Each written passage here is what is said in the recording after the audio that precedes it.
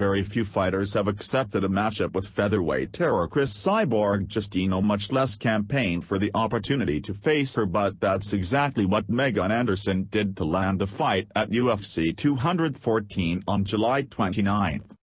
It was announced on Monday that the UFC would restart the women's featherweight division with Cyborg vs Anderson serving as the co-main event to the highly anticipated card, also featuring Daniel Cormier vs Jon Jones in the headliner. Anderson didn't fall into the title shot by accident after she was crowned Invicta UFC featherweight champion earlier this year, but she also took additional steps by asking for the belt numerous times on social media while her management team did everything possible to negotiate for the matchup with Cyborg behind the scenes. Anderson's unwavering willingness to not only fight Cyborg but also telling anyone who would listen that she desperately wanted the chance to beat her proved that she was cut from a different cloth than numerous other competitors who wanted nothing to do with her. Former champion Germaine "The Randami" was ultimately stripped of her title because she refused to face Cyborg. Ronda Rousey also put up a fight for years, arguing against a potential showdown with Cyborg while she was reigning as champion in the UFC. So why exactly did Anderson run towards the fire when so many other competitors have seemingly gone in the exact opposite direction whenever Cyborg's name came up? "She's human like everybody else," Anderson told the Fight Society podcast after the fight was announced. "I think a lot of people go into that fight fighting Cyborg the name and they've already lost before they've got into the cage. I don't give a expletive about how many followers she has. I don't give a expletive about how much reach she has.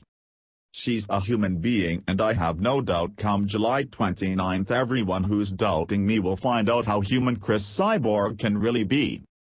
Anderson also revealed that it was only a few weeks ago that the UFC told her that the fight was not happening, which is why she ended up booking a title defense in Invicta UFC on July 15.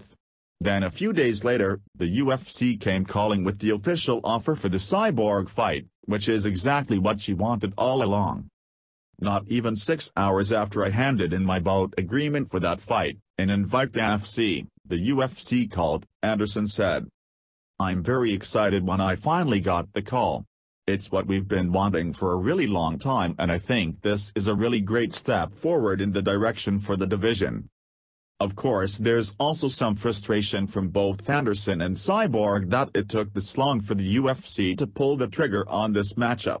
Part of the anger surrounding the repeated delays in getting the division going have to do with the Randami winning the title in February and then immediately announcing that she would be out of action with a hand injury for an undetermined amount of time.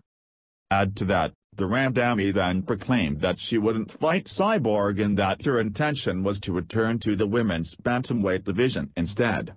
Through all of that uncertainty, there was no clear plan from the UFC that the promotion even intended to move forward with the featherweight division, much less crown a new champion. "I think she really held up the division," Anderson said about the Randami. "I really don't consider Germaine a natural featherweight, and she knew she was going to have to give up a lot of size going up against legitimate featherweights. I think she didn't want to come up against someone who's going to have a lot of size advantage over her. I understand her reasoning behind not taking the fight, but the rules aren't what she's wanting them to be. So you have to fight the top contenders regardless whether 6 years ago Cris had tested positive for performance-enhancing drugs or not. She doesn't get the choice. You're the champion, you fight the #1 contender." Thankfully, the UFC not only decided to keep the division but booking Cyborg vs Anderson on one of the biggest cards of the year seems like a sign that 145-pound women will have a home in the octagon for some time to come. Anderson appreciates that everything finally came together and now she has the chance to face Cyborg on the biggest stage with everybody in the world watching. "I'm really grateful that this fight is happening on such a big scale that the UFC is, and I feel that's the platform this fight deserves," Anderson said. Listen to Anderson along with Michael Chiesa and Johnny Hendricks on the latest Fight Society podcast, including a breakdown of the Mayweather-McGregor super fight and much more. Listen via SoundCloud or download and subscribe to the show via Apple Podcasts.